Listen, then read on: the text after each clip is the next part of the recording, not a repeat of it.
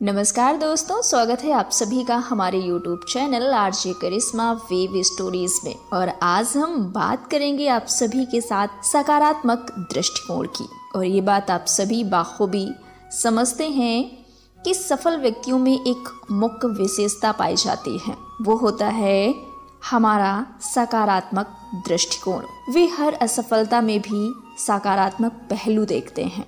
वो हर कठिनाई में, हर समस्या में सकारात्मक दृष्टिकोण बना लेते हैं। सकारात्मक दृष्टिकोण के कारण अगर आप निराश नहीं होते हैं, बिना थके बिना हारे हर विपरीत परिस्थितियों में अगर आपने अपना पूर्ण विश्वास बनाए रखा है तो आप आगे बढ़ते जाएंगे। आपका सकारात्मक व्यवहार, सकारात्मक दृष्टिकोण यानी कि देखने का नजरिया जीवन में सफलता की राह पर ले जाता है। सफल व्यक्ति जब कोई कार्य करते हैं तो वो असफलता के पीछे नहीं भागते, ना उसे हिचकिचाते हैं, क्योंकि उनका आत्मविश्वास बड़ा होता है। अगर हम असफल हुए तो भी हम उसमें सफलता का दृष्टिकोण डाल देते हैं। इसी के साथ ही आज हम आप सभी को एक छोटी सी कहानी सुनाते हैं और इस कहानी में हम खोजेंगे कि आखिर हमारा नजरिया कैसा होना चाहिए, यानी हमारा दृष्टिकोण क्या हो। तो कहानी कुछ यूं है कि हफीज अफ्रीका का एक किसान था। वो अपनी जिंदगी में बहुत ही खुश और संतुष्ट था। हफीज खुश इसलिए था क्योंकि वो संतुष्ट था, और वो संतुष्ट इसलिए था क्योंकि वो खुश था। ये दोनों पहलू हमें समझने होंगे। जब हम अंदर से खुश होते हैं तो हम संतुष्ट होते हैं, और जब हम संतुष्ट होते हैं किसी भी चीज से तो हम खुश होते हैं। तो ये दोनों ही चीजें इस किसान के साथ थी। एक दिन एक अक्लमंद आदमी उसके पास आया। उसने हफीज को हीरों के महत्व और उनसे जुड़ी ताकत के बारे में बताया। उस व्यक्ति ने हफीज किसान से कहा, अगर तुम्हारे पास अंगूठे जितना भी बड़ा हीरा हो तो तुम पूरा शहर खरीद सकते हो, और अगर तुम्हारे पास मुट्ठी जितना भर हीरा हो तो तुम अपने लिए शायद पूरा देश ही खरीद लो। वो अक्लमंद आदमी इतना कहकर वहां से चला गया। उस रात हफीज किसान सो नहीं सका, क्योंकि उसका मन असंतुष्ट हो चुका था। उसकी जो संतुष्टि थी वो खत्म हो चुकी थी, और इसीलिए उसकी खुशी भी खत्म हो चुकी थी। दूसरे दिन सुबह होते ही उस किसान ने अपने खेतों को बेचने शुरू कर दिए। खेतों को बेचने के बाद वो अपने परिवार की देखभाल का इंतजाम भी उसने किया, और हीरे खोजने के लिए अपने वहां से रवाना हो चुका। वो हीरो की खोज में पूरे अफ्रीका में घूमा, भटकता रहा, पर वो हीरो को नहीं पा सका। उसने हीरो को यूरोप में भी ढूंढा, पर वो हीरे उसे वहां भी नहीं मिले।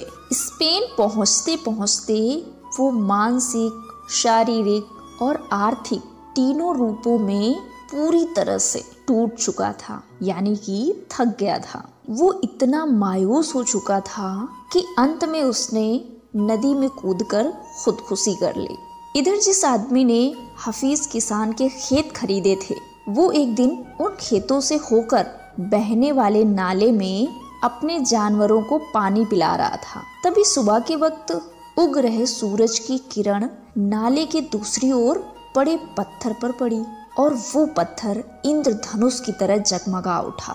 उस आदमी ने सोचा कि ये पत्थर मेरी बैठक में अच्छा दिखेगा, तो उसने उस पत्थर को उठाकर अपनी बैठक में, जहाँ वो बैठता था वहाँ पे उसने सजा दिया। और उसी दिन दोपहर में हफीज किसान को हीरो के बारे में बताने वाला आदमी खेतों के इस नए मालिक के पास आया, जिसने वो बात बताई थी कि अगर आपको मुट्ठी भर हीरा मिल जाए तो आप पूरी दुनिया को खरीद सकते हैं।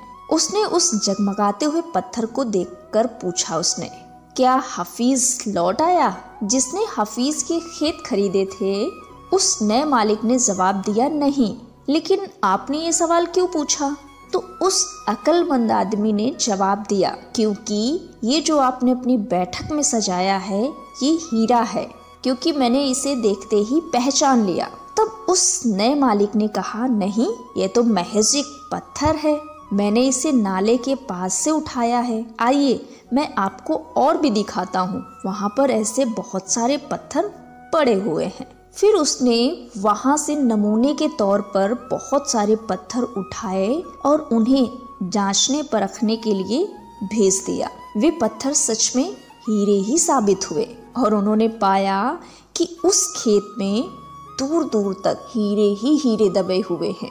तो दोस्तों, इस कहानी से हमें क्या सीख मिलती है? इससे हम कई सारी चीज़ें सीख सकते हैं और अपना नज़रिया भी बदल सकते हैं। कहते हैं जब हमारा नज़रिया सही होता है तो हमें महसूस होता है कि हम हीरों से भरी हुई ज़मीन पर चल रहे हैं। मौके हमेशा हमारे पांव तले दबे हुए होते हैं। हमें उनकी तलाश में कहीं जाने की ज़रूरत नहीं है, हमें केवल उनको पहचान लेना है। दूसरे के खेतों की घास हमें हमेशा हरी लगती है। जब बात अपनी आती है तो हम अपना नज़रिया ही बदल देते हैं और कई बार तो हम दूसरों के पास जो भी चीज़ें मौजूद होती हैं उनको देखकर हमेशा ललचाते रहते हैं। इसी तरह दूसरे हमारे पास मौजूद चीज़ों को देखकर ललचाते हैं। तो ये सिचुएशन दोनों तरफ से रहती है। जिन्हें मौके की पहचान नहीं होती है उन्हें मौके का खटखटाना शोर लगता है। मौका जब आता है तो लोग उसकी अहमियत नहीं पहचानते। जब मौका जाने लगता है तो उसके पीछे भागते हैं।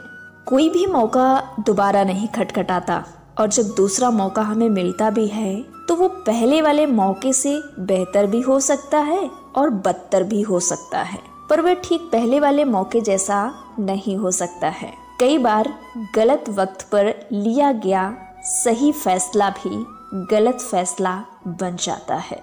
इसलिए वक्त सही हो और फैसला भी सही हो। तो हमारा जो नज़रिया है हमें उसे देखना है और सोच हमें अपनी हमेशा सकारात्मक रखनी है। तो कैसी लगी आपको आज की हमारी स्टोरी? आप सब हमें कमेंट्स बॉक्स में बता सकते हैं।